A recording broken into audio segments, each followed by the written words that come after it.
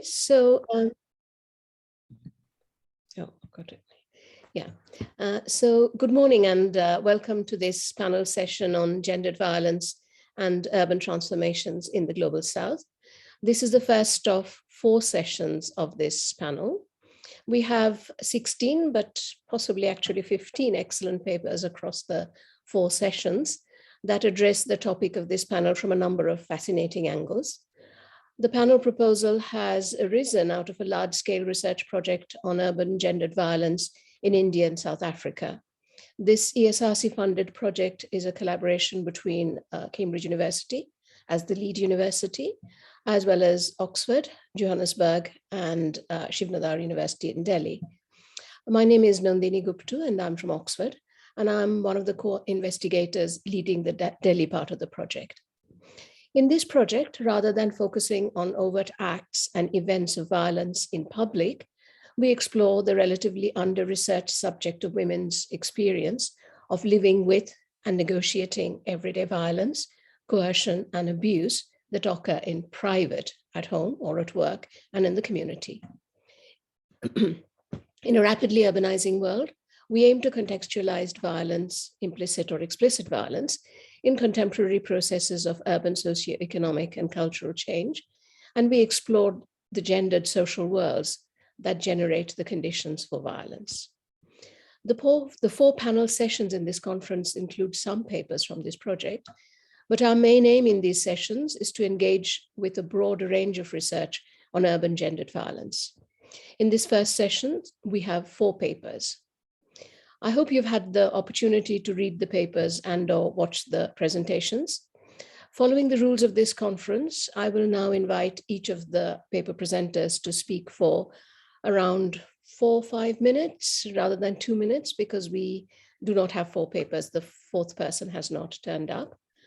At the end of the sort of 4 minutes, I will rudely shout time up as a cue for you to complete your sentence and stop speaking.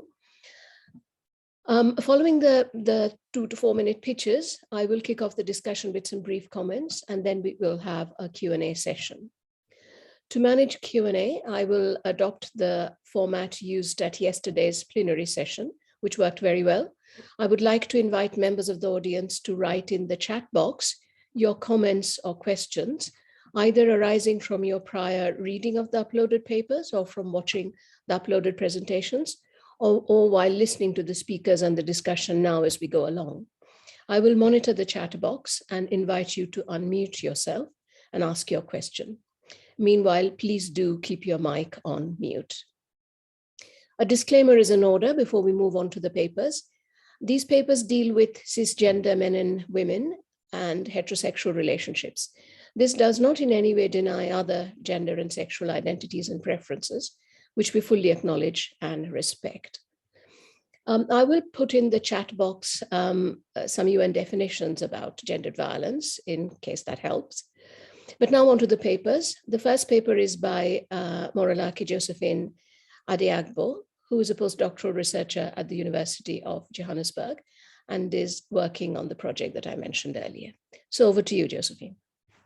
I'll start timing. Whoops, sorry. What happened to my timer? I'll start timing once you start speaking. Thank you so much, Professor Nadini. And thank you so much for attending this session. So my name is Morolake Adeagbo, as she has rightly said. And the title of my paper today is Looking Beyond the Glass and High Walls, Exploring Certain Women's Intimate Space of Love and Violence. So embedded within the social legacy and historical structures of violence, South Africa is one of the most dangerous countries for women, especially in a non-war setting, as one woman is reported to be killed every 3 hours. Despite the myriad constitutional and legal instruments that have been established and implemented within a South African society, the rate of gendered violence against women remain rampant in endemic proportions. So gendered violence is deeply rooted in long-standing gender inequality and power imbalances, resulting from institutional and cultural structures within the society. Specifically, intimate partner violence highlights the perpetration, reinforcement, and coercive maintenance of power and control. Moreover, existing arguments highlight how structures of urbanization and living within such spaces of urbanization might trigger intimate partner violence for women in society. So specifically, Sandton in South Africa is one of such urban spaces of interest that reveal progressive opportunities, but also susceptibility and vulnerability. Known as one of Africa's key business and financial hubs, and remains one of the most affluent districts in Johannesburg, Sandton accommodates Africa's richest square miles and people, including women faced with the social issue of intimate partner violence. However, despite the evident affluent lifestyles that underpinned by gendered power relations, limited discourses exist on the experiences and impact of violence on women within this space in suburban South Africa. So while some of the issues related to gendered violence have been critically analyzed and researched, the areas that explore the intersections of urbanization, socioeconomic class, and emotionality with regard to gender-based violence remain critically underexplored. Moving towards the need for heterogeneous narratives of women affected by violence, this specific research draws on the lived experiences of women who have experienced intimate partner violence and who reside in the affluent neighborhood of Sandton to present some often overlooked factors, often overlooked issue of their emotions and the indirect agents of structural violence that are associated with urban spaces in South Africa. Why am I so particular about, why is the focus on emotionality? Emotionality as a framework helps shine more light on humans' narrative, humans' experiences. So developing an understanding of these women's emotions gives meaning to the complex nature of their experiences. By developing relevant insight into how emotions such as phobia, their fear for their lives, their fear for what tomorrow brings based on their experiences, shame, self-blaming, and the use of silence, to cover up their experiences, how these emotions shape and influence these women's narrative in life. This body of work showed the importance of women's agency despite the traditional sociocultural and environmental condition. This lens, by using this emotionality lens, the study hopes to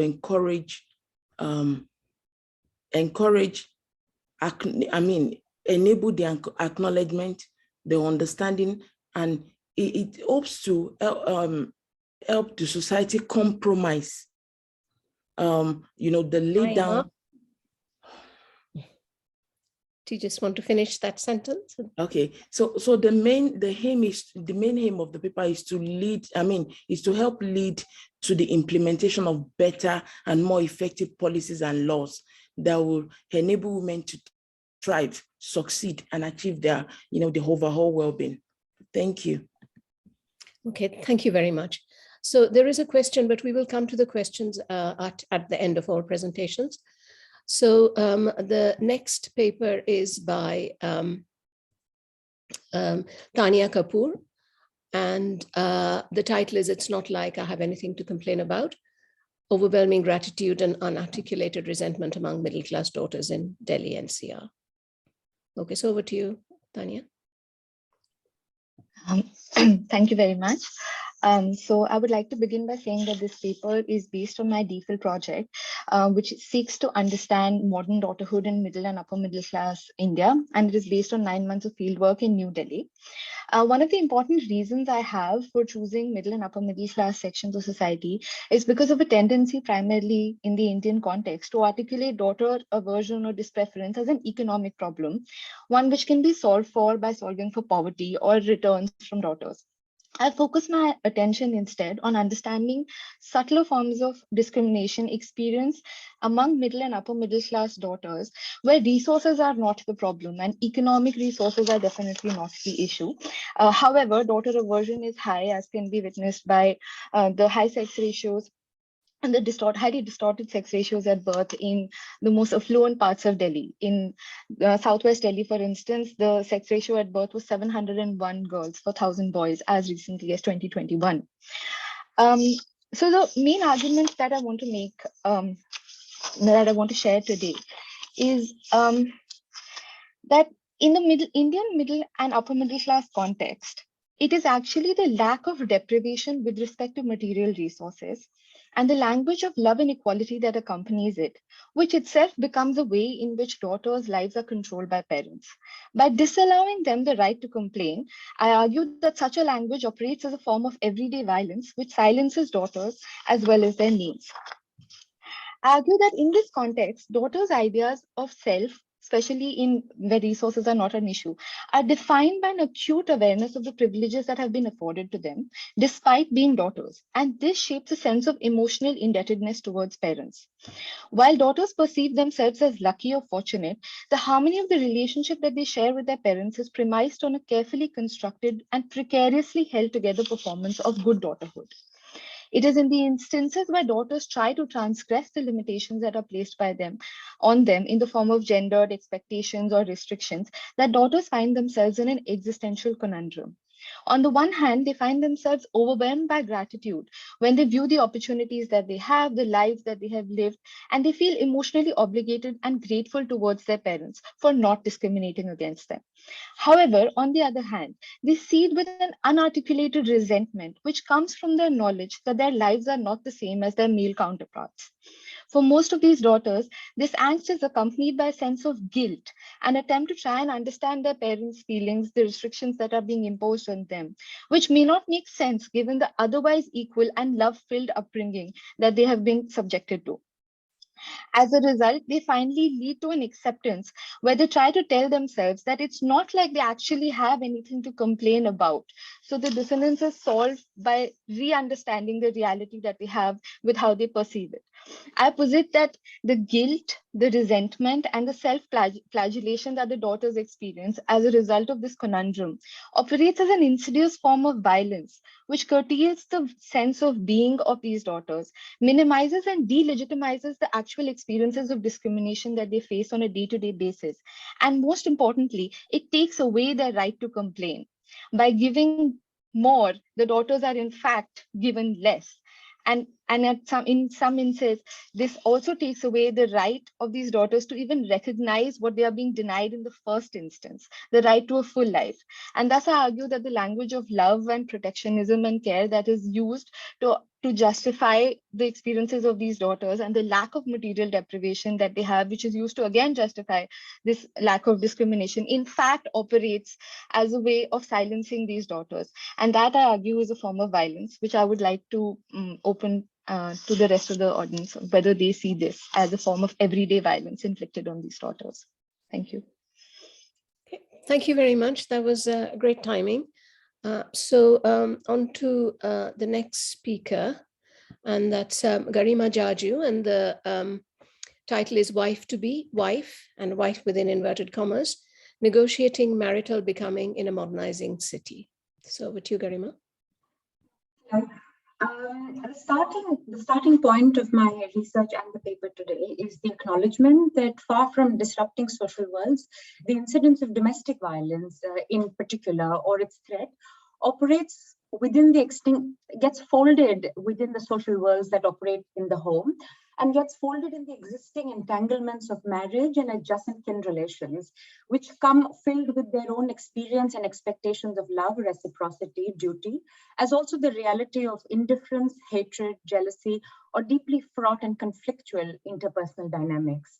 So private violence then, different from how public violence will be understood, comes to be perceived so deeply embedded in the sobering complexities of social relations and people's individual situations, idiosyncrasies, and predicaments, that the issue of violence becomes very difficult to isolate and is interpreted less as violence and more often as a failed and frayed social world.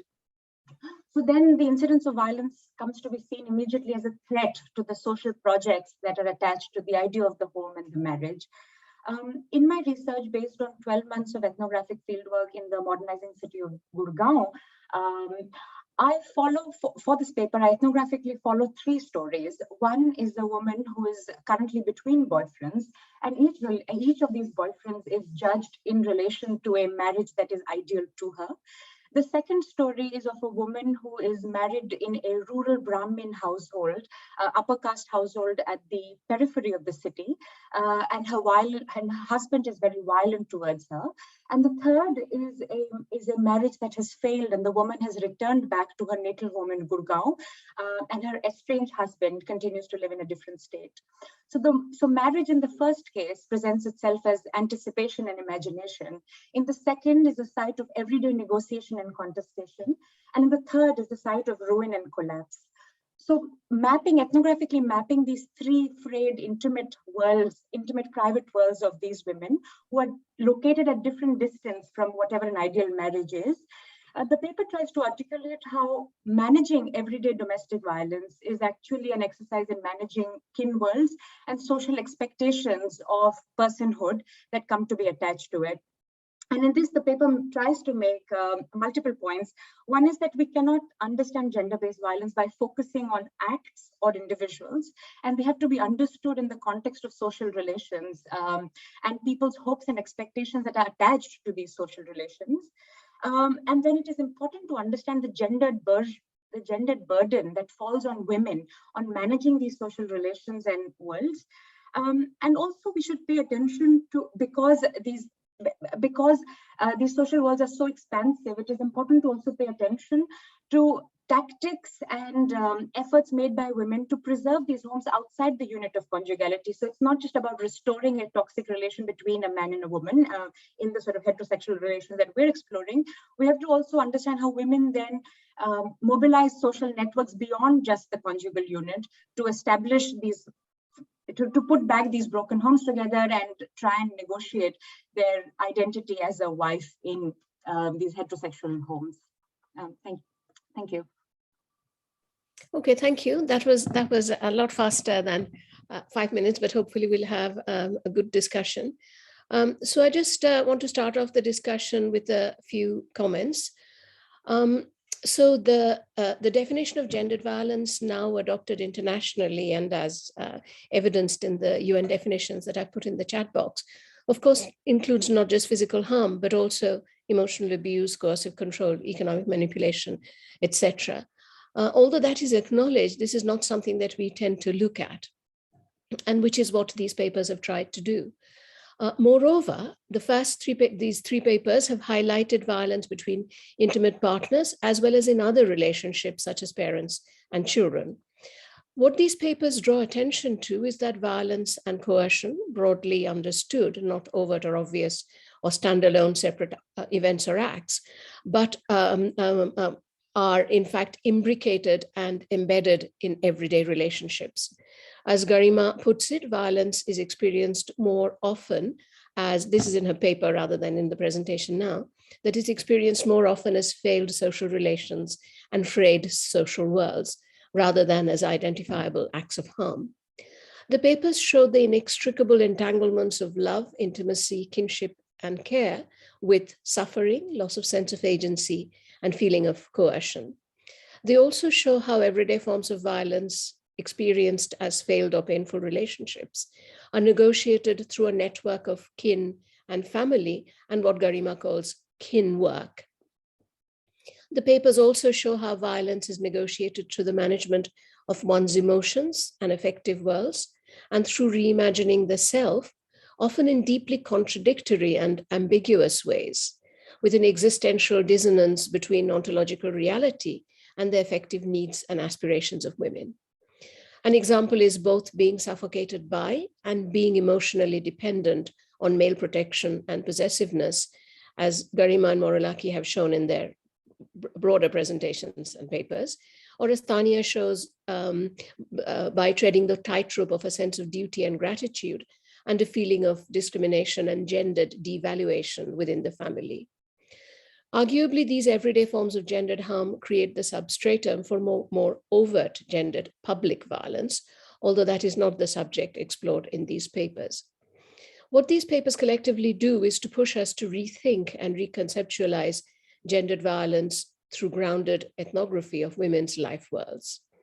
And some concepts have emerged, of course, that everyone has referred to affective and emotional worlds, and Morolaki referred to emotionality. And there are some questions relating to that, which I will highlight in a moment. I have one question for all three of you. How far can we relate what you have described to changing urban life worlds? There are some hints in all of these papers. Morolaki talks about perceptions of urban safety and the architecture of residential housing in the broader paper. Garima refers to rural-urban migrations playing a role in shaping conjugal and marital expectations. She also talks about women's use of new kinds of urban opportunities and digital media in the construction of selfhood and performing intimacy in negotiating violence. There are hints at the performance of urban middle-classness and respectability by women in both Tania's and Josephine's papers. I would like to hear a bit more on these, if you have some thoughts that you were not able to include in the brief written and oral presentations. So with that, let's first have any initial thoughts from the four of you about my question about the city, or would you like to ruminate on that while you deal with the other questions that are in the chat box?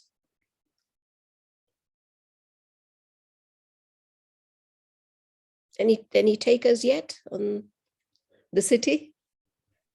I think I can try to venture a response because I was not able to give enough attention to this in my paper.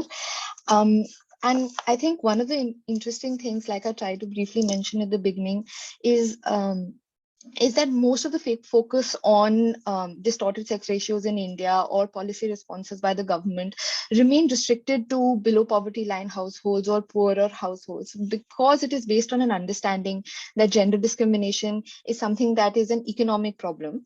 However, a lot of research in recent years has also spoken about how son preference and daughter aversion manifests itself in access to reproductive technologies that are available to the upper class urban households in the most instances, and fashioning certain demographic compositions within the family, one daughter, one son, is actually a result of certain middle class aspirations and social mobility desires that these families have, because of which they wish to design their families in certain ways so as to maximize economic returns while also ensuring that they have the sort of pretense of equality between their children. So a lot of research will talk about how even in the urban upper class educated strata, even if daughter aversion has gone down, son preference has not declined simultaneously. So at least one son continues to remain an important aspect. So I feel that in the Indian context in particular, urban life worlds and the assumption that modernization might lead to a rationalization of son preference has not actually manifested itself. And this has actually led to a very toxic situation where greater urbanization, greater access to reproductive technologies, greater access to capital has in fact intensified aversion and violence against daughters, often before they're even allowed to be born. So, yeah. Okay, the other two, Garima and Josephine, do you want to say something? I believe that, well, for South African, within the South African settings, I believe that urbanization in a way added to or increased gender-based violence within the within South African settings. Okay, maybe I should put it in another way. I believe that urbanization, despite the fact that urbanization added to increased gender-based violence in South Africa, I believe that even the historical legacy of violence within the society itself has always been there. So it's based on the history, based on urbanization, women are seen in certain ways. And even, despite the fact that, I don't know how to actually, please just excuse me for a while. Maybe Garima can go ahead. Yeah, and then we can come back to you. The question of the city is an important one, and it's on my mind, and I can see it empirically in the work, and I need to sort of flesh it out analytically. But just to share raw thoughts, I begin with the acknowledgement that none of the dynamics, that the happening of violence or the experience of violence or the managing of kin relations is caused by the city or the specific dynamics of the city of Gurgaon. But definitely it shapes the exact way in which it plays out, and it inflects how violence is perceived, how relations, the shape that these relations take. And I just want to highlight a few points. One is that it determines quite in a very straightforward way the work of marriage and kinship. So the way in which a good couple is performed, or the expectations of consumption, or the expectations of roaming the city are very closely tied to ideas of marriage and the reciprocity of marriage, of how the wife will dress when we go out, or how the husband will treat the wife in the city. Then it also determines the grounds of conflict. This plays out in the way in which alcohol and other vices of the city, how they enter these marriages, and then how the husband and wife differently respond to it. Then, of course, questions of morality. And so in the third case, the woman who has returned to Gurgaon, her deliberations are about now leaving Gurgaon to go back to the village of her husband, because being in Gurgaon as a single woman is morally very difficult for her in sort of lower economic context in which that she's trying to rebuild her life. So the city inserts itself in the way in which these relations are shaped and the way in which they are fractured. And Gurgaon specifically, because it's a city that is undergoing rapid urbanization, it introduces a heightened degree of sort of flux, which then also plays out in social relations and the home. Thanks very much. We have quite a few questions. I was trying to group them thematically, but then I've realized there are 3 people primarily who've asked the questions. 4.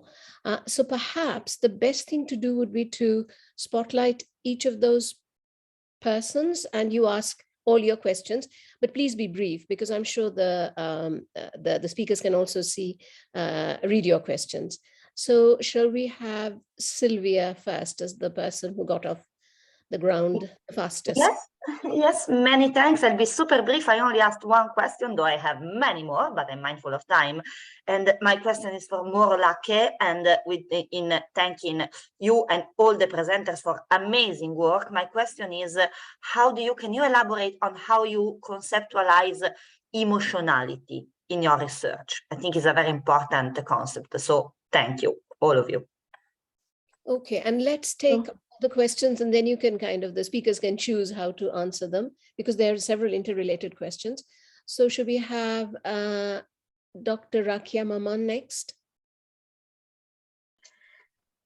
Thank you very much, Nandini.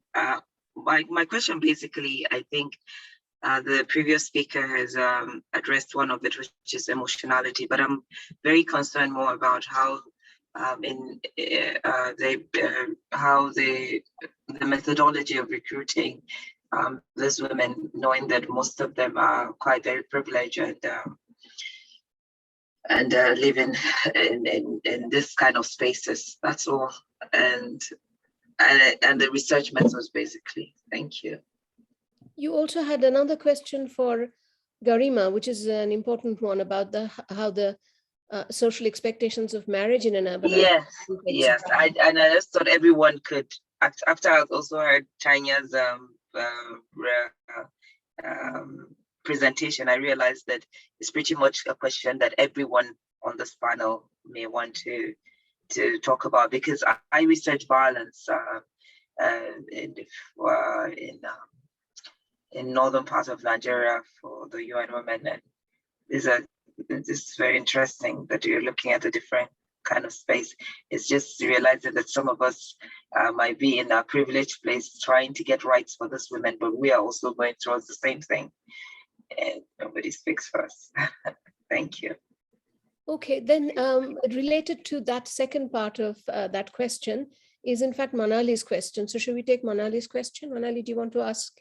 Yeah, sure. I mean, I think I just wondered if the panelists can comment a little bit on what their view is on the way in which the sort of feminist discourses circulate the language of feminism in its own specific ways in Delhi and Johannesburg, and what effect that had on the way that women perceive themselves within these networks, these kinship networks, and so on and so forth, or their own experience. Okay, great, thanks. And should we take Janice Lazarus's questions now? Yeah, hi. So to begin with, I genuinely enjoyed all the presentations. Fantastic work, and I love the way they all speak to each other. And all three of you kind of spoke about these clashes between more traditional ways of thinking and a globalizing, modernizing kind of women's awareness. And it would be great if you could highlight on that. And I think I had a question for Garima, where I wanted to know what made you choose these three participants who you chose, and how did you choose them? Because you have a pretty specific kind of presentation for each one of your participants. And I'm just wondering what made you choose these three women. Yeah, thank you. Okay, so if you would like to take them in whatever combination you like, and perhaps one question can be to do with Manali's question about feminist discourses, Janice's question about circulation of ideas about reproductive rights and so on, and other global processes, and how people are reacting to new urban discourses. Okay, so off you go. Who wants to go first? Okay. Yeah, very quickly then, for the question on recruitment, what really struck me is how strong the idea of marriage is. So the three stories that I follow in the paper and also in the research more broadly is that these are heterosexual relations, and these are people in and out of relations, but at whatever distance it is from marriage, the idea of marriage still weighs very heavily in the minds and the dynamics of these relations. So one is with a boyfriend, one is with an estranged husband, one is with a husband who's not very present, but the idea of marriage is ever present. So I was interested to look at different relations which are at different distance from the question of marriage, and then also the imagination of an ideal marriage. And of course, then the question of access. For the kind of work I do, I wanted sort of immersion in these social worlds. So the number of people I work with becomes quite limited. And these are all cases that are at the peripheries of the city, which is another sort of common point, which is interesting for me and analytically binds the stories. And they're all at also distance, not just from their ideal marriage, but also distance from the city and idealized imaginations of membership in the city. That's on recruitment. Then question of social expectations of marriage. Of course, the expectation is to keep marriages intact and going. But the more interesting dynamic for me to observe is not just the social pressure on couples to keep marriages going, but also the imaginations of love and romance that get so tied to marriage. How the only legitimate form of romance and love and fulfillment and sex for a lot of these women is through marriage, which is what makes it so difficult to break away from marriages for many, because of the difficulty of existing outside of the institution. So not just the social pressure on keeping marriages together, but also the imaginations and desires of the women themselves get quite tied to marriage. On feminist discourse, with a lot of the women that I'm working with, realize we are running out of time, so maybe we I'll should stop just, there. Yeah. Would the other two like to come in? Yes. Concerning how I conceptualize emotionality in my paper, is actually, it was based on, subjective feeling of each participant. it entails, the interaction between each participant and their environment, which influenced how violence, actually the interaction with the environment, with the urban space and their partners, how it influenced their experiences. So my emotionality is actually subjective feeling based. So I hope that answers Sylvia's question. And concerning the recruitment of participants were actually recruited virtually. They weren't they were not really accessible based on their socioeconomic status. So I recruited 5, I interviewed 5 excuse me, Josephine, sorry, I'm very conscious of time. This information is actually there in Josephine's longer paper. Isn't that right? Your presentation. That's been uploaded. So perhaps, you can look up the answer there. So I'd like to give Tania a chance to answer, because if we don't stop this session, the next one we can't join in 10 minutes. So sorry to interrupt there. Yeah. Okay, I would like to address the question on globalization and like the circulation of feminist discourses. I'd like to say that, in recent times, the increased awareness about feminist discourses and the language of rights and empowerment has actually intensified some of these conflicts that the daughters that I was speaking to were feeling. And that is also in parallel with a political economy in which there is a depoliticization of feminism, right? Depoliticization of powerful words like empowerment, which have now led to a discourse in which women are told to go empower themselves, right? And to seek out for themselves, which in fact obscures a lot of the systemic violence that women continue to face, where the responsibility of pulling themselves out of their bad position ends up falling on the women themselves.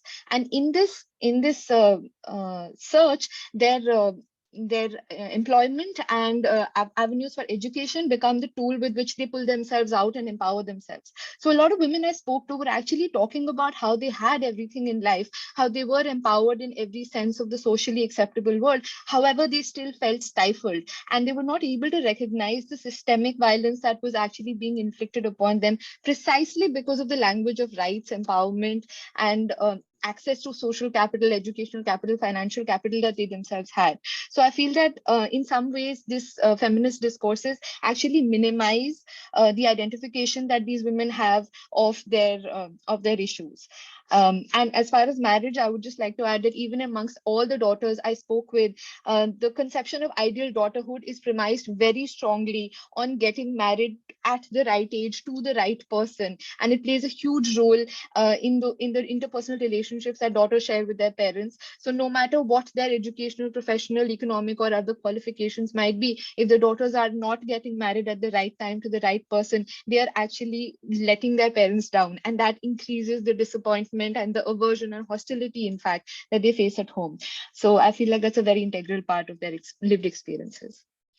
Okay, I think we should stop there. We've already been reminded that we need to go to panel 16B, which will be chaired by Manali Desai, who's one of the nodes. Is it not Manali?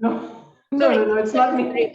Sorry. Scared me. Manali Garima and Shannon Phillip, who also appears as a little postage stamp on top, are the 3 conveners of this panel. But chaired by Professor Kamala Naidu. So she'll be in the next one. She'll chair the next one. Okay. Yeah. Okay. Who's also part of that broader project. Okay, well, thanks very much indeed to everyone. And thanks for your brilliant presentations and your brilliant thinking and analysis. And also to the audience for asking such sharp questions that will no doubt help us all to sharpen our project. Thanks very much indeed, everyone. Thank you. Okay, see you soon again. Bye. Thank you.